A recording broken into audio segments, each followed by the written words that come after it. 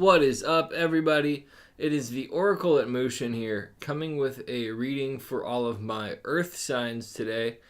And we're going to dive right into it. So we have this beautiful wire wrap turquoise pendant.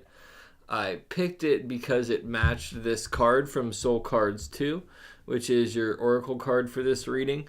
And as you can see, if you are watching this on YouTube, it is an angel-like character on this blue and black background holding this torch. And to me, that's kind of going inside and illuminating your inner darkness and kind of casting this light to get a better understanding of yourself. And that is why we have this sigil here that I've crafted, which is to represent shine. So take some of that shine sigil to go with that illuminating angel and carry it forward into your week ahead.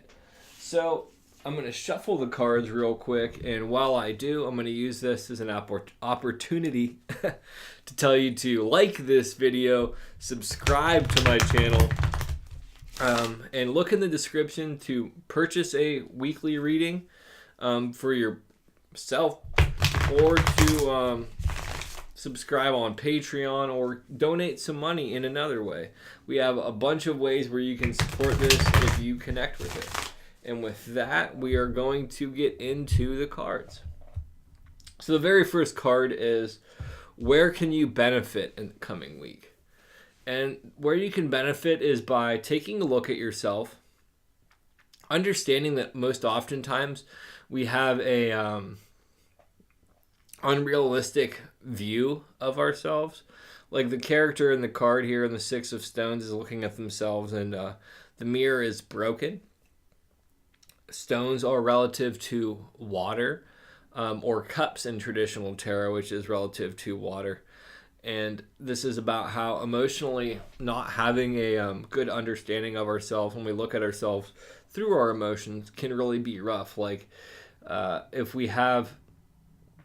if we're going through a difficult experience already and we don't have a good understanding of ourselves, our emotions can further distort our perception. So that is where kind of the shine sigil kicks in, where you have to be aware of yourself throughout your darkness. And then that angel in the oracle card is kind of saying, we're going to help you walk through your dark. So where you can benefit is by getting a clearer look at yourself in the coming week, despite what may be going on. What you need to think about is coming up next.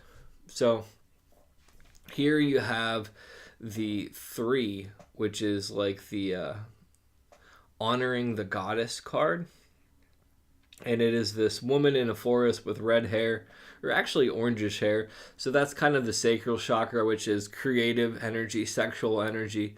And she is honoring this environment where there's green, which is relative to heart chakra. She's like honoring her heart and this pure animal instinct that's represented with a white wolf and heron. And then there's also this green serpent there, which is heart-centered wisdom. So what you need to think about is how you can honor your heart and get in alignment with that, and kind of use creativity and your sexuality to help create this kind of torch in the angel card to get a better look at yourself. I think that's the most clear way to do it. What do you need to do is the next card that is coming up. And here we have the moon card. The moon is largely about kind of illusions and misconception. So you have to look at where you have these illusions and these misconceptions in your life and get a better understanding. The moon is really about kind of this light coming into dark spaces and exposing it for what it is. So as we use the oracle card in the coming week, as the earth signs do, or anybody else that resonates with this, you have to be mindful of, are you seeing things as they actually are, or is this light kind of casting a shadow on stuff and you're seeing this misconstrued perception of it?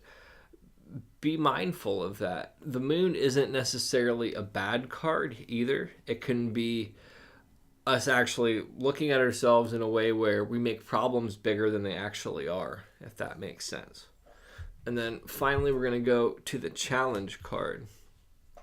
So the challenge card for my earth signs in the coming week is going to be allowing Great Spirit, the Creator, whatever you want to call it, to allow them in and to allow them to make sense of things.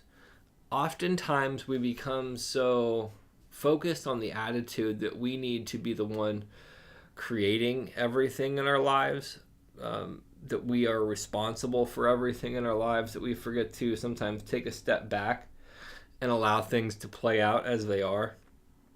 I can think of so many times where I've made myself miserable chasing things that just weren't right for me, and we'll kind of get rope burn at times by clinging on to something that's fleeing from us. So in the coming week, your main task is to get a deeper look at yourself in a balanced way. Journey into your darkness. Don't lose sight of yourself and your emotions. Honor your heart and find the wisdom within it. Shed the illusions that you've created of yourself, and let go of some of your control of circumstances, and let your higher power be your guide. And again, like this video, subscribe to my channel. I've got a series of New Year's readings that'll be released on New Year's Day, one for each sign specifically. I'm really going to start doing these videos on a more regular basis and try to do multiples at a time. I really hope that this helps somebody. Love, light, peace.